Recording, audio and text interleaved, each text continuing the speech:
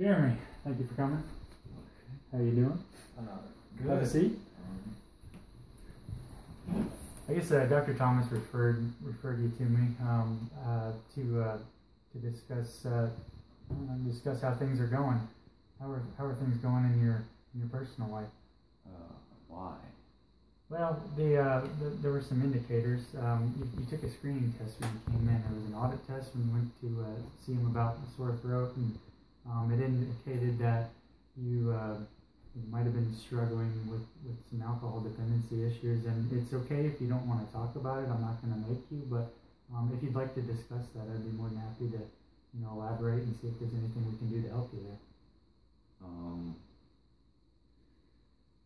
Well, what do you want to know? Well, I mean, just how are things going in your personal life? I mean, do you have how's work going? How's the family? Well, work hasn't been coming, so that's been difficult. When you're not entirely sure where the next check's coming from, you sort of get real concerned about your future in your life and such, and falling asleep at night becomes a real issue. And honestly, it's just easier getting through the day when you're drunk.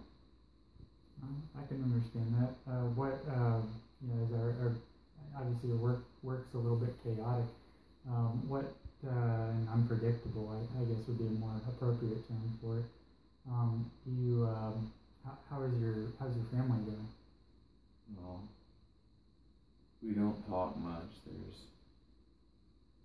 There's a death in the family, and there's a bit of a issue with the estate and wills and such. And after that, I can't really talk to my dad anymore. So,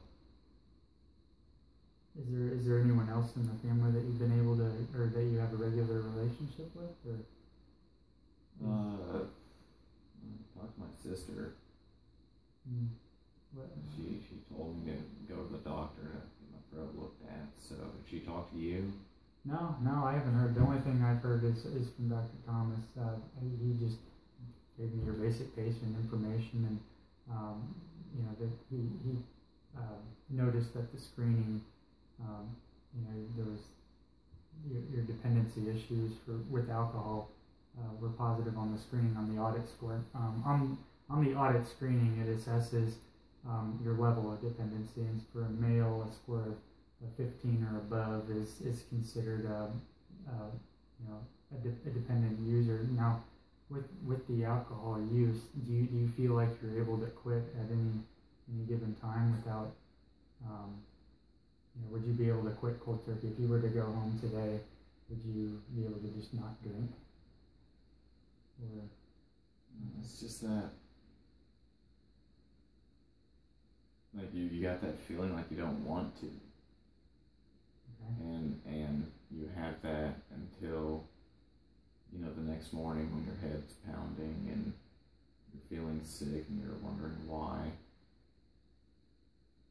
And it's just like you lose your memory that quick, Right. Yeah. You did indicate on the test that there were some times when you kind of lost track of what happened the night before once you started drinking. And, yeah. I mean, it's not an uncommon thing. You're not alone out there.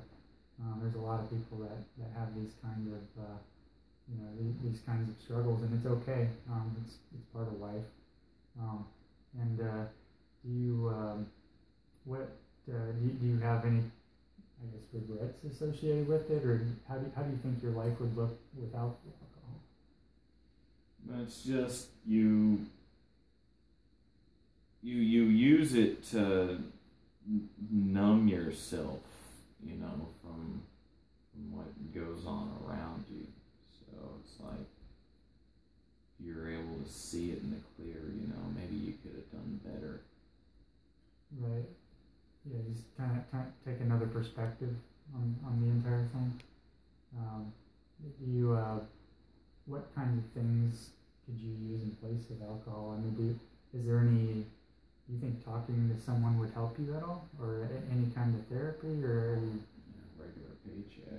regular paycheck, yeah. I feel you there. That'll help. But if your paycheck's going towards the alcohol, then I mean, do you think that's helping in the situation at all? No, but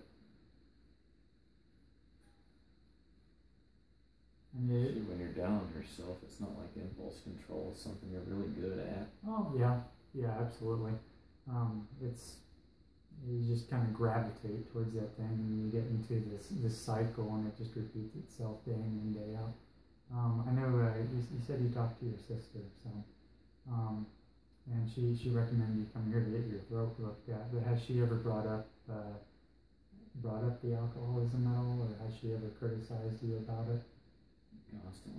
Constantly? Oh well.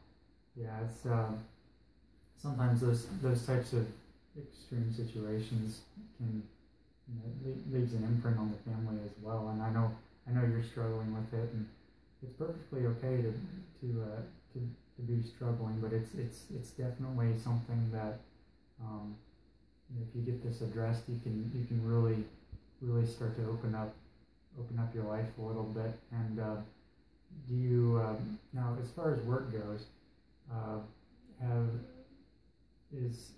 what is leading to the unsteady paycheck? I mean, what contributes to that? It's just whenever you're in construction, you take the jobs as they come, and it's like you never know when the next one's going to be around. Right. There's a lot of instability. Is it something like the company in particular just doesn't have a lot of good infrastructure, or isn't getting a lot of contracts? It's just you find work where you can get 2 DUIs on your record. You don't pass a lot of screenings. Right. I gotcha. So, is there any where did you go to school? I mean, do you have a trade school, or what kind of? Went to Votech school back home. Okay. What other kinds of? I know you do construction, but do you do like road crew, or are you more into? It's concrete. Concrete. It's something I learned, and something that people do, but it's like not a lot of people know how to do it. So you can usually get jobs when they're there, but it's like the weather has to be right.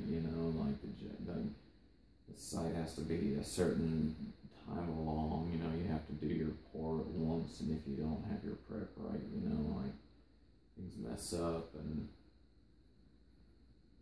when you're on the job, and people start looking at you, and they wonder if you smell like alcohol, and whenever you're doing something like that and they ask questions, it's real easy to get kicked off, and they just send you home for the day.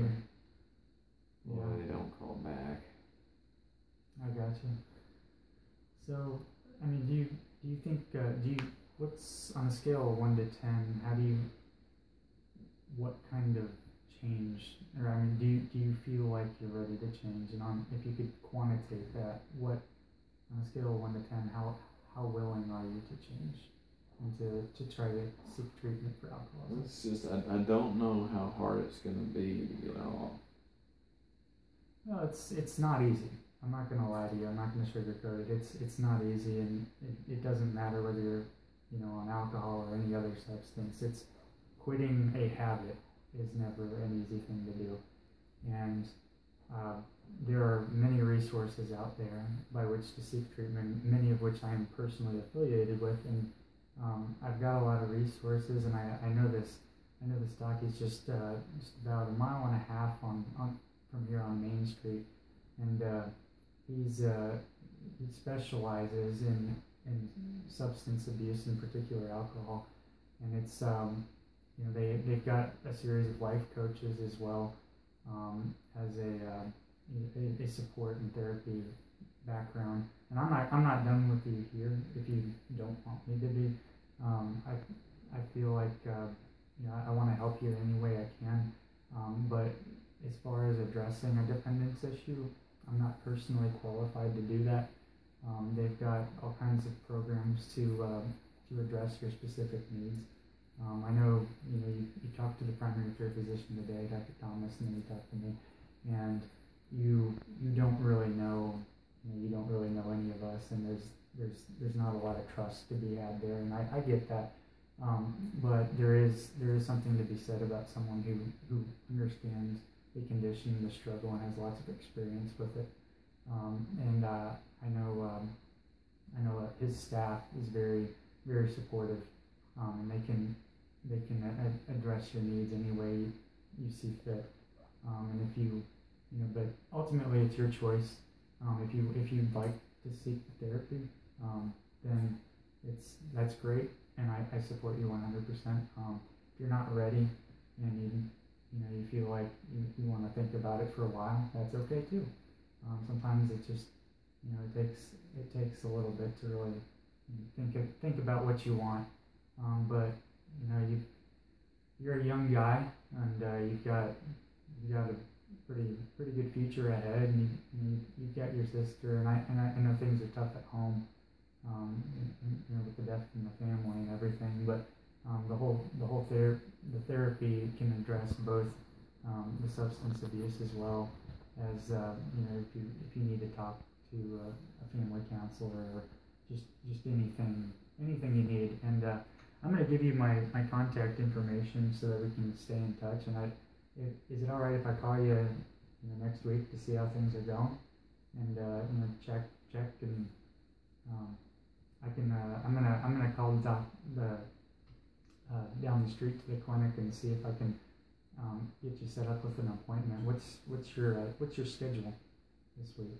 I'm free after usually around after 2 in the afternoon. So. Oh, 2 in the afternoon. Okay, so yeah, Wednesday and Friday. Wednesday and Friday. Yeah. Okay. Well, I'll give them a call, and so after 2. So I know the clinic's open till 6. So any time between 2 and 6 works on those days. Yeah, we can do okay. that. Yeah. They'll definitely be receptive to that. So I'll give them a call, and I will follow up with you. If you want to wait in the waiting room, I'll come back out, and I'll grab you, and we can I'll give you what they tell me, and if there's anything you need to bring to the initial session, I'll get that straightened out. But otherwise, I can give you a ring here in about an hour once after I get a hold of them, and we'll touch base, and we'll go from there. Okay. Sounds great. Well, thank you for coming in today, and have a great day.